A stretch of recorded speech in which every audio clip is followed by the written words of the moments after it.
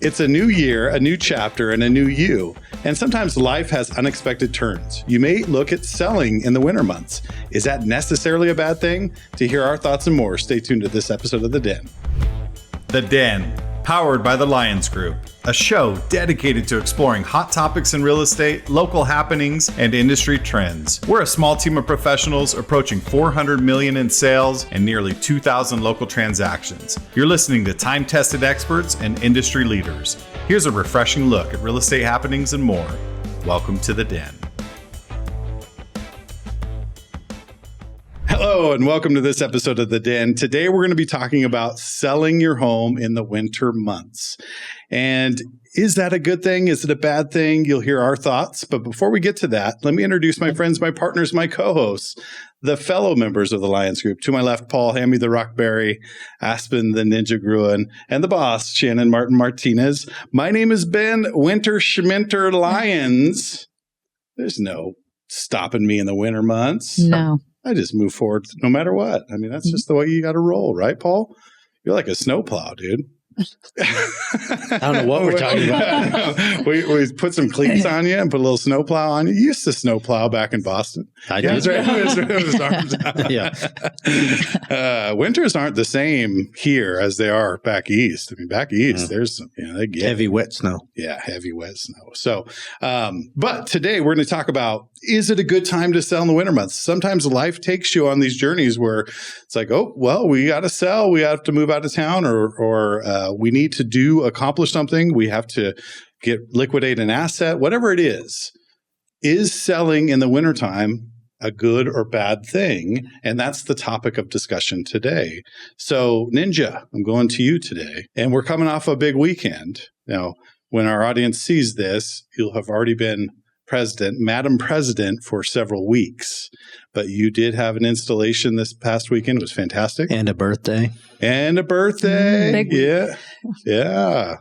And are you counting backwards? You see, you're not old enough to start counting backwards. No, I am with the impression that getting older is a privilege.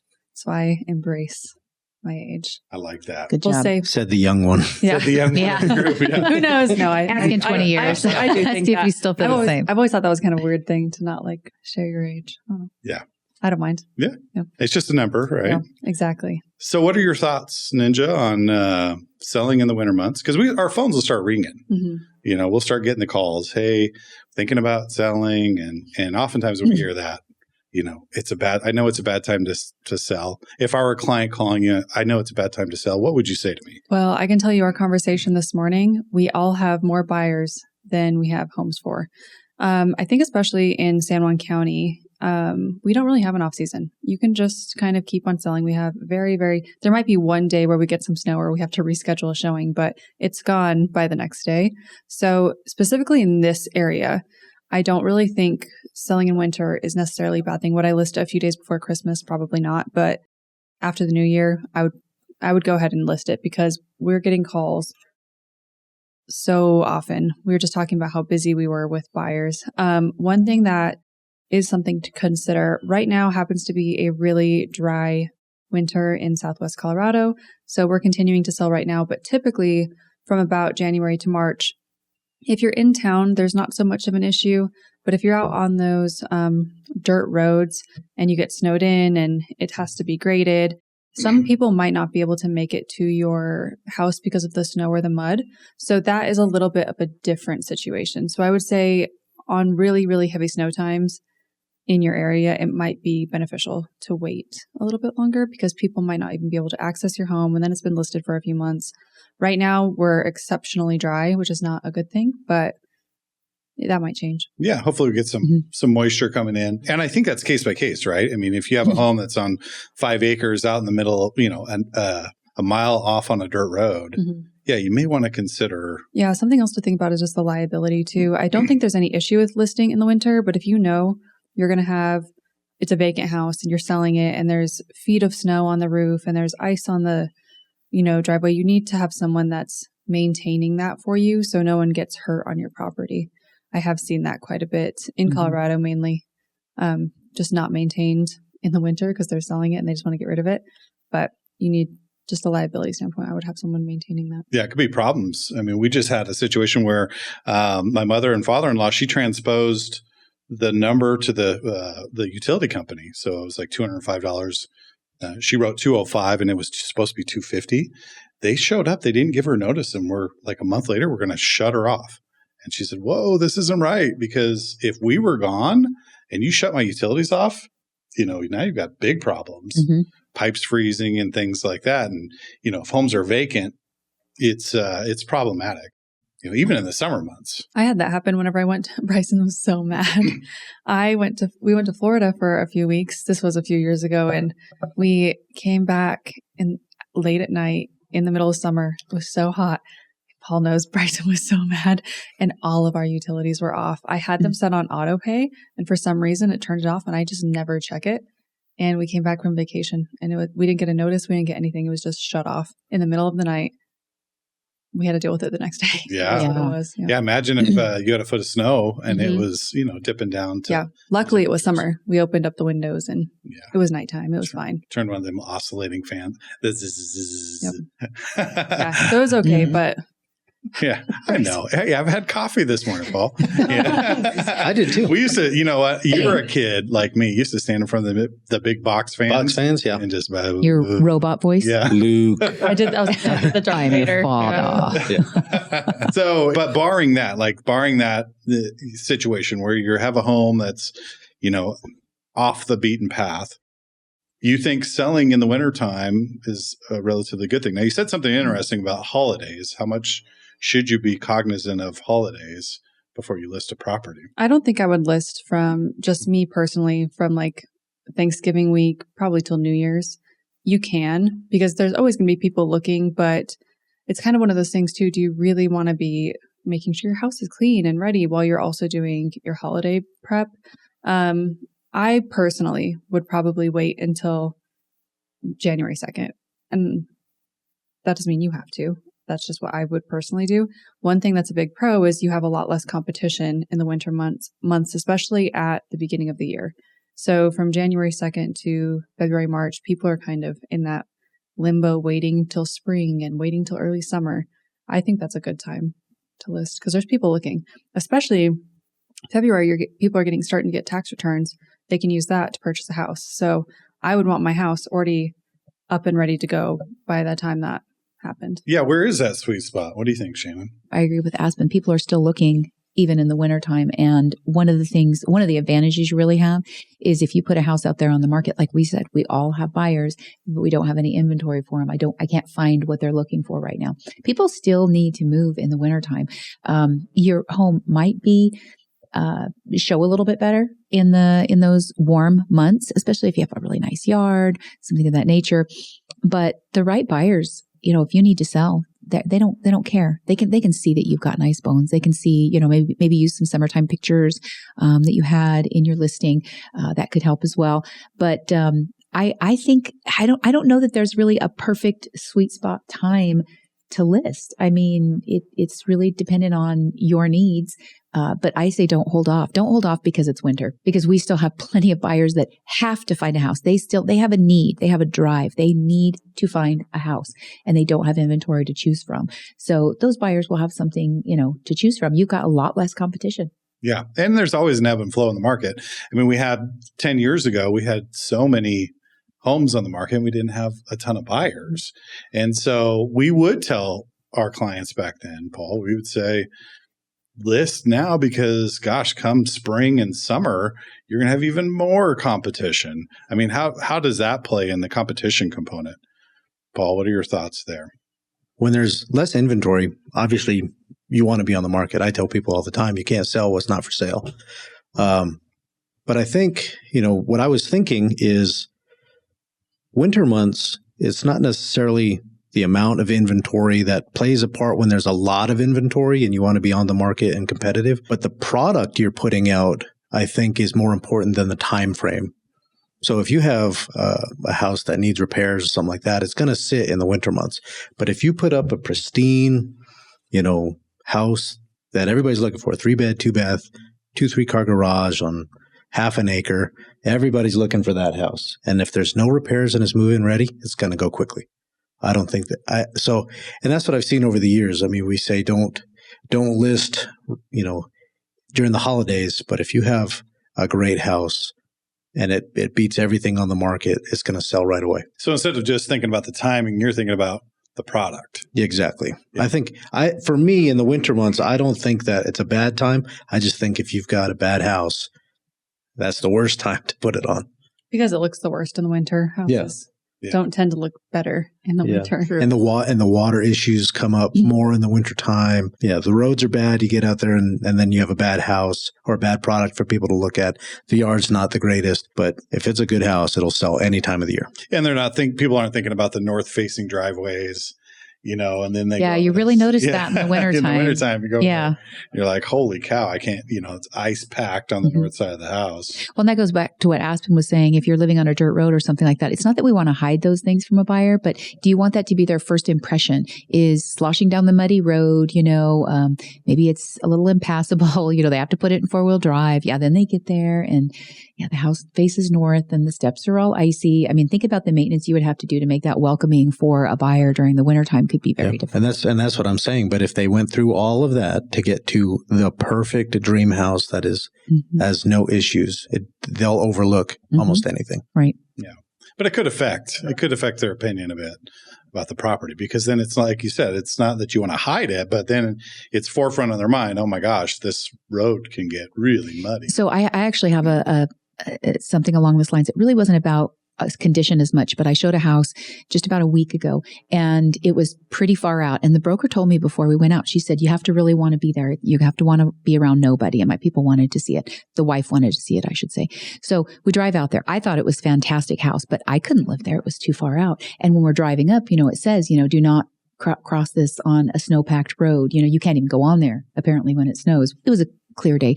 Me and the wife went there. She loved it. The husband, who was in a separate car, actually stayed at the top of the road. He went halfway there and went, no, it's a no for me. It's a no for me already.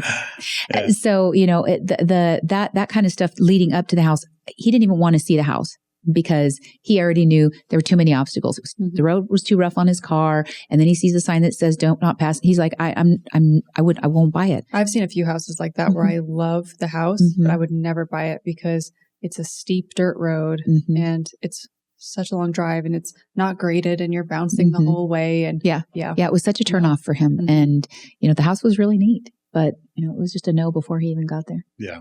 Yeah.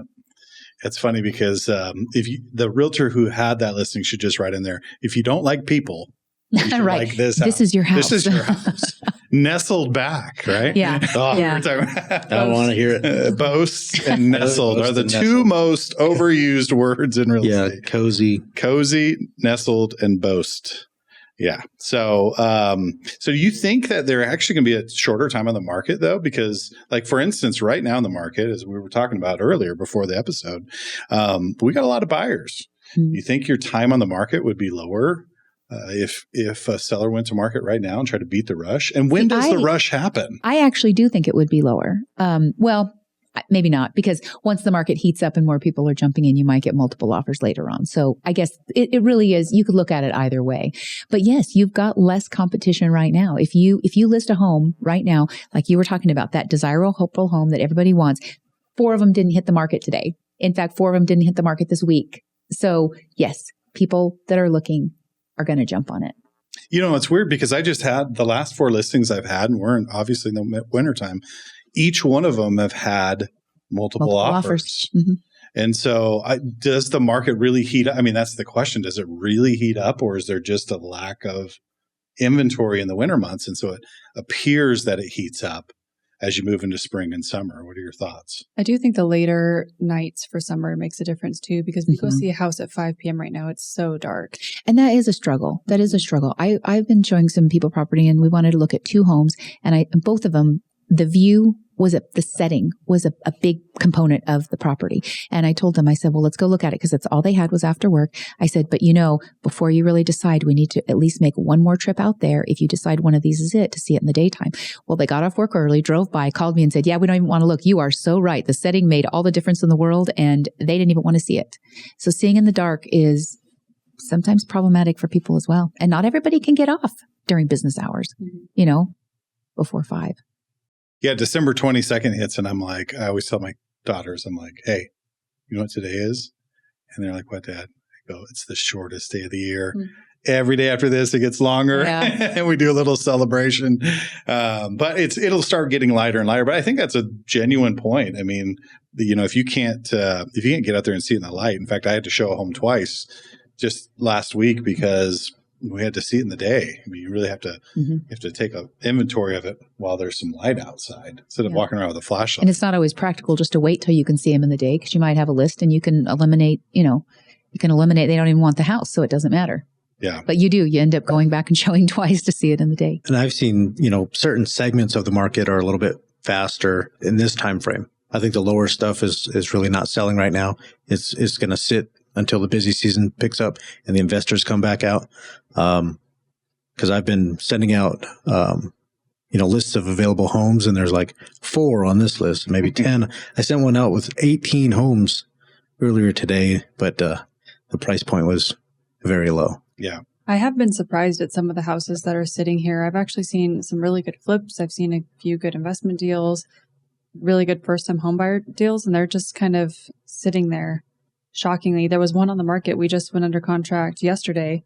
It was on the market for 89 days, and I was like, "It was a cute house, great house." Yeah, I have 3 of them right now that I don't know why they're not selling. They're right in the right. Interest rates are they're like at a peak right now. They're so high right now. People just can't afford it. Yeah, I'm not sure that it's winter because we do have people looking. Yeah, we have people looking, and it's just the monthly payments right now are steep. I don't think it's even necessarily a bad time to sell, good time to sell. Houses will sell no matter what. Even if you list it on Christmas Day, it'll probably sell eventually. So the timing is kind of all moot unless you have one of those really unique houses. But I think the affordability factor right now is what's really impacting people's ability to buy more so than the time that it's listed. But in that sense, I wouldn't want to wait to list it until interest rates were perfect, because that's what everyone else is going to do too. And then you're going to have a big influx of listings that you're having to compete with. So it's kind of like, which one's better? It's really hard to say. When do we see the big ramp up in listings? Is it usually at the end of March? I feel like it's like end of May after school's out. Okay, so it's later in the year. I think so. Yeah. What are your thoughts? I usually see when the weather starts getting warm. That's when, for me, when I start getting calls from people or people start chattering about, we're thinking about, doing this. Yeah, I think that's when it really starts. But you're right. A lot of people, in fact, I have some listings right now, and I was just sharing them the other day and said, but she can't move until, June. Like, don't, we're not putting it out there until then because, she's got a child in school. Doesn't want to move them. Yeah. And that's a little bit different because they have something restricting their ability to leave the house because their child's in school. So they don't want to sell and be homeless or have to rent for a couple of months while their child finishes out the school year. Switch districts. Districts. Yeah, it can be a big pain, or just wait a few months. But if all things are equal and you could go to market, like I would be dialing my house in and getting ready to go to market if I were a seller right now. I have no qualms on when to list my house. I just listed one of my personal houses. What was it? Over Christmas break? Yeah. The time I said I probably wouldn't. That's whenever I That's when you listed. Right. And it's a country property, river property, more difficult. Yeah, exactly. Exactly. And you had no problem at all. And I didn't have a problem. Yeah, half a gas to get to the gas station. Yeah. It's not that bad. It's bad. Yeah. Well, there you go. I mean, we're the guinea pigs for you. I mean, right there goes to show. And there wasn't a small price tag on that too. So small house. But and it could be argued that, the beauty of that little location on the river, big trees, green, would have shown better in the summertime. This is the ugliest time. It would have shown better in the summertime. Summer and fall are, but it still didn't stop anybody. No, because people can see and I did have pictures of whenever everything was really nice, so I did include those. But I think you can see what it is and how special it is. So list whenever. Yeah. But I think Paul makes a great point. Like, focus on your product, right? Because if your house is dialed in and it's, you've taken care of it, and if you haven't, start doing that now because it takes time. Product and also price. Make sure you price accordingly. Now, with less competition on the market, you can, have a little bit more leeway with price. But if there's a lot of competition, you got to be aggressive if you want to sell. That's what we used to see, way back when people would say, why isn't it selling? Price is too high. It's always too high. Well, and that's a great point that you bring up, because the last couple market analysis that I've done, we've talked about, let's start prepping. Let's look at a list of what we might need to do. Let's do a market analysis. Let's get things going in the right direction, because we want to do this in spring. And each one that I've done a market analysis, I've said but when the time comes, let's look at the comps again, because really, if a bunch of stuff floods the market and interest rates are still high, you may have more competition and that doesn't work anymore. Or if interest rates drop a little bit, even if the market is flooded and things are just multiple offers and selling right away, maybe we get some more. It can change. Yeah, that changes weekly sometimes. It does. Yeah, I mean, you may get a flood of new listings in 2 weeks, and you're like, oh, well, great. Now we've got some serious competition, and we should have hit the market sooner. So those factors weren't there when we did the market analysis. But last year is a good example. I did a market analysis. We took about 3 weeks to get on the market, and by the time that we were ready to go to market, a house right across the street went on the market for almost $50,000 left and sold right away, and it messed us up for months. Ooh. Yeah, that's tough. Yep, it's real tough. And it goes both ways. I mean, I had one in Flora Vista, and they took about 6 months to do some repairs on it. And by the time it went to market, literally there were 4 or 5 more comps that made it worth probably $50,000 more.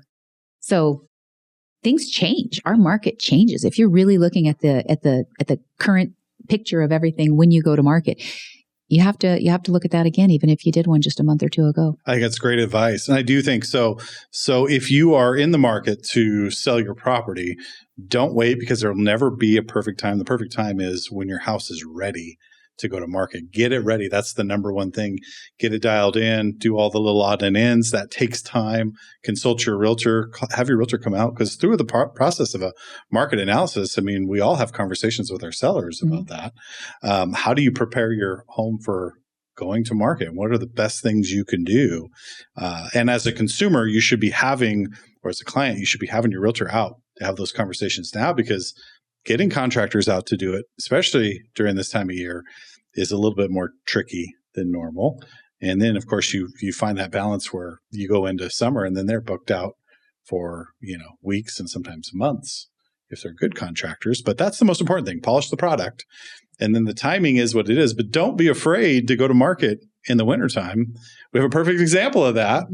Everything said, don't take your home that's on the river live in the winter months during the holiday season. Multiple offers and sold because the product was nice. So great discussion. I'm going to do a quick speed round. And Paul, I'm going to kick it off to you. Now, you have all kinds of homes. You have condos. You have homes on the river. You have little 3-2s. You have rural properties. What is the best home to sell in the winter time frame? I know. That's a curveball right there. What's the best type of home? The best type of home? To sell in the winter. The one that is ready to sell and is priced appropriately. That was a trick question. I love it. He got it. He hit it. Aspen, your thoughts? Yeah, unless it's impassable or a real pain in the winter, I think just about any home. And I do kind of think if the landscaping is really, really, really beautiful, it might be worth at least having some summer pictures or something in there. Yeah, I agree wholeheartedly. Yeah. Yeah. I think you can sell a house anytime, but if there's some special circumstances, which most homes don't have, but those couple that do, you should wait. Yeah. And I would agree with all of you, and I agree with Paul wholeheartedly. Make sure your property is good to go to market, and then you can go. But I do think that's the best home, is the home that's ready to go to market. But I do reserve the caveat that if you do have, 8 or 10 acres on the river and it's beautifully manicured, it may behoove you to wait a little bit. But life happens. That's part of it. Sometimes you just have to go to market and get the product out there. So great discussion. I'm going to jump into my favorite part of the podcast. And we haven't done this for a while because we talk a lot. Yeah. And some of these things get a little exhaustive. I do want to talk about the Lyons Pride. So when we can on episodes, we like to highlight individuals, entities, organizations that go out and make our community better and do great things in our local community and give them a shout out. So Paul or Aspen, do one of you want to take it? It's been a little while. I've got one. Okay. You've got one, Paul? Why don't you jump in? All right. Well, earlier this year, I was asked by our mayor, Nate Duckett, to serve on the Parks and Rec committee. And I didn't know how much that committee, that department does. So I would like to give a shout out to Natalie Spruill and Krista Romay. They're over the Parks and Rec and the Cultural Affairs departments. They're doing a ton of projects. The All Abilities Park over off of Apache. They're doing the pavilion by the museum. They run the museum. So many things. I think we have the best parks here. We every do. Every neighborhood has a park, and they're all beautiful and well kept. And they're doing I think it's 15 major projects right now. They also run everything that goes on in the Civic Center. I mean, it's an amazing, and those two ladies, I went through Leadership San Juan with them a long time ago, and I'm super proud and super impressed with what they've done. So that's Yeah, and oftentimes it's a thankless job, right? Yeah. Well, they don't get credit for any of it. We take it for granted, but you're right. We do have beautiful parks here. Yeah, when we have people, takes work. People come in from out of town, they do remark on, they're like, wow, look at all the parks. Look at all the stuff you guys have. And I said, yeah, as a community, we really get behind our outdoor recreation, but also our parks. Our community really supports those type of things. And the All Ability Park that's going in, that is fantastic. I'm very excited for that. I'm really excited for that as well. So we'll have an update on that. Well, Paul, that's great. And Natalie and Krista, thank you for all your dedication to our community. Thank you for being on Parks and Rec and doing what you can to make this area as beautiful as it can be and accessible to people. So we have all these great amenities. So that's fantastic. Great choice, Paul. Appreciate that. And welcome to the Lyons Pride on that. So if you like our content, please like and subscribe to our YouTube channel. Go to our Facebook page. You can get all kinds of content there. Sign up for our newsletter. We send out a great newsletter every week with updated stats and information and listings. And also you can go to sjcbroker.com and schedule a private consultation with any one of us here at the Lyons Group. We'd love to help you, whether you're buying or selling in today's market. We can give you an advantage. So thank you for listening to this episode of The Den. Until next time, we'll see you then. Thank you for listening to The Den, powered by the Lyons Group. Hit the subscribe button to keep informed on real estate happenings. If you'd like to learn more about the Lyons Group, visit sjcbroker.com. Complex markets require complex strategies. The Lyons Group can give you a true advantage in any market. Whether you're buying or selling, residential or commercial, contact us directly at sjcbroker.com. We're time-tested experts with a client-first approach, and we'll see you next time in The Den.